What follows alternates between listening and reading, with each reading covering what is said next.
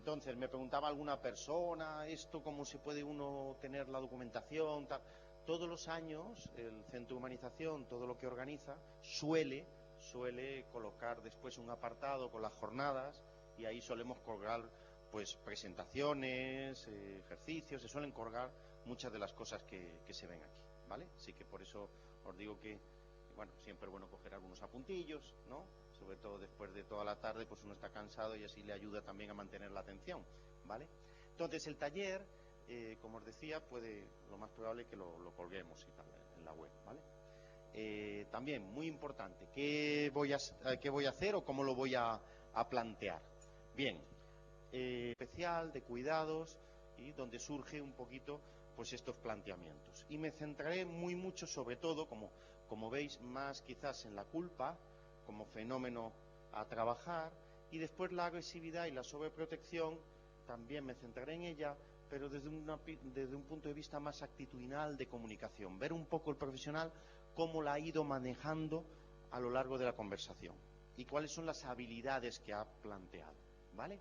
Entonces, leemos la conversación, os hago unas preguntillas, ¿vale? Reflexionamos un poco en grupo y después cerramos un poco, si me lo permitís, con esto que, bueno, pues nos gusta mucho utilizar en el mundo de la salud y de la intervención y de la prevención, que son una especie como de protocolo, ¿vale?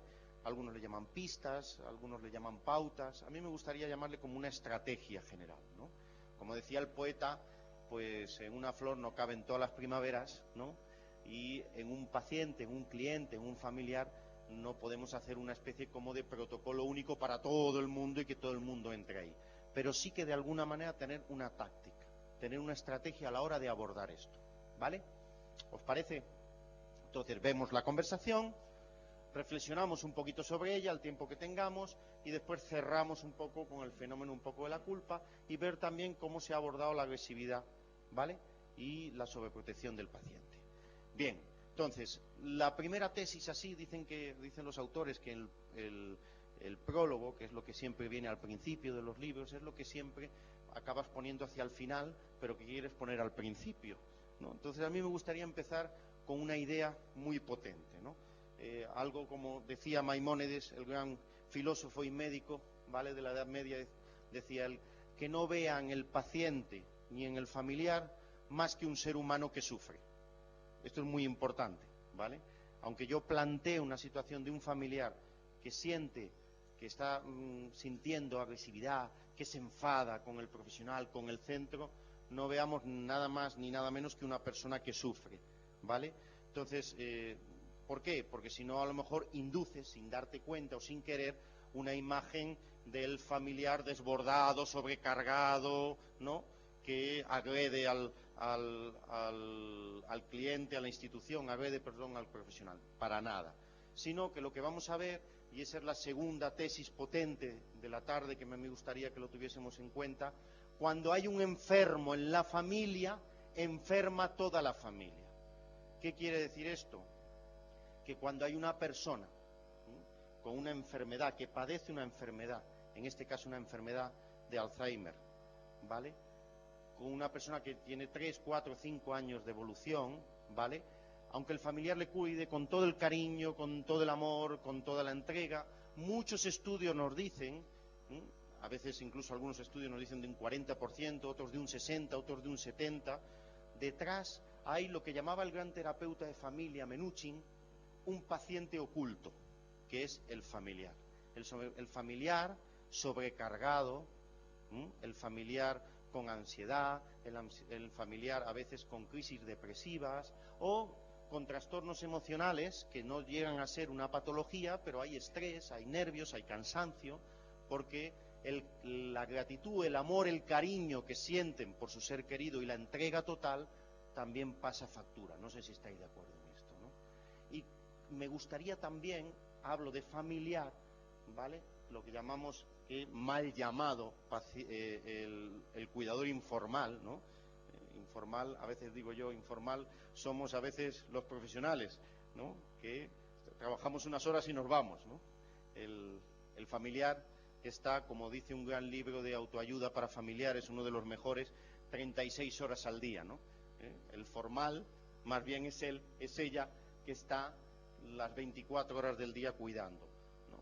Después empezará a llevarlo a la residencia, al centro de día, las unidades de respiro, todo eso, pero que sepamos que el 90% de personas enfermas de Alzheimer en este país siguen siendo cuidadas en sus casas, el 90% de esos cuidadores son mujeres, suele haber detrás una gran problemática familiar, económica, lo veremos ahora también, donde toda la familia se ve afectada.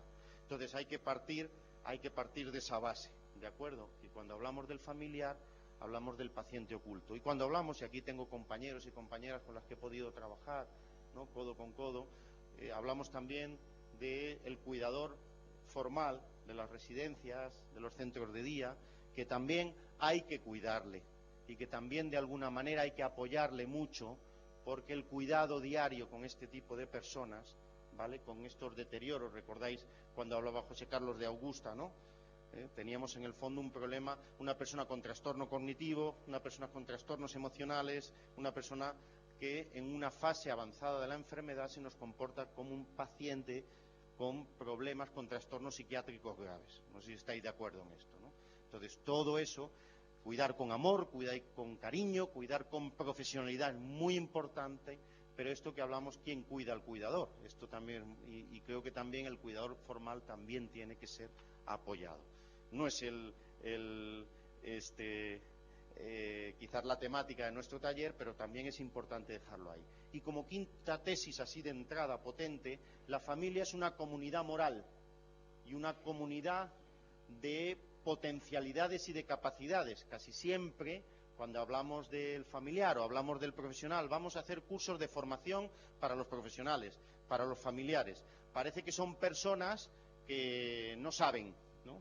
Y bueno, pues hay que recordar que el ser humano tiene 2 millones de años y nos cuidamos, nos acompañamos desde hace muchísimo tiempo. Entonces el psicólogo, la psicóloga, la trabajadora social, la médico especialista en educación para la salud, ¿no?, pues todos los grandes teóricos y expertos en programas, también tenemos que tener en cuenta, si me permitís, que la familia tiene potencias, tiene capacidades, y a veces lo que necesitan es ser estimulados y darles formación e información, igual que los trabajadores, que los que están a pie de cama, que es el familiar, es el auxiliar, es el enfermero, la enfermera, la persona de la limpieza, que está todos los días al lado de ellos y que al final tiene, si me permitís la expresión, sus truquitos, ¿no?, que vas adquiriendo a través de la experiencia y de la reflexión, ¿no? Yo he trabajado varios años como auxiliar y vas aprendiendo también sobre la experiencia a manejar esto. No sé si estáis de acuerdo, ¿no? Entonces a veces uno está, de aquí coge el micrófono, se envalentona y dice, pues tienes que hacer esto, debes de hacer lo otro, y al final nos enseñan muy mucho ese profesional de barrera, ese familiar que nos dice, ¿no?, cómo cuidarle y qué le vale a él o qué le vale a ella para cuidarle. No sé si estáis de acuerdo, ¿vale? Entonces esas son las 5 cosas que quiero empezar, ¿vale? Muy importante, cuando enferma un enfermo en la familia, enferma toda la familia, ¿vale? Entendido enfermedad, cómo se altera su ritmo, su normalidad, su equilibrio, afecta a todo, sí, una mano, afecta a todo, ¿vale? Es muy importante, la familia es una comunidad moral, ¿vale?, y tiene valores, competencias y capacidades, y a veces lo que tenemos que estimularles, hay que cuidar al cuidador profesional y familiar, ¿vale?, muy importante, y que también hay que entender de alguna manera que detrás de estos comportamientos hay un ser humano que sufre, lo que Menuchen llamaba el paciente oculto. Y a veces los profesionales, pues ahí sí que tenemos que tirarnos una piedecita, ¿verdad?, como decía antes Miguel Maroto, pues decir, bueno, pues a veces el familiar también hay que ayudarle, porque también está muy sobrecargado. No sé si estáis de acuerdo en esto, ¿no?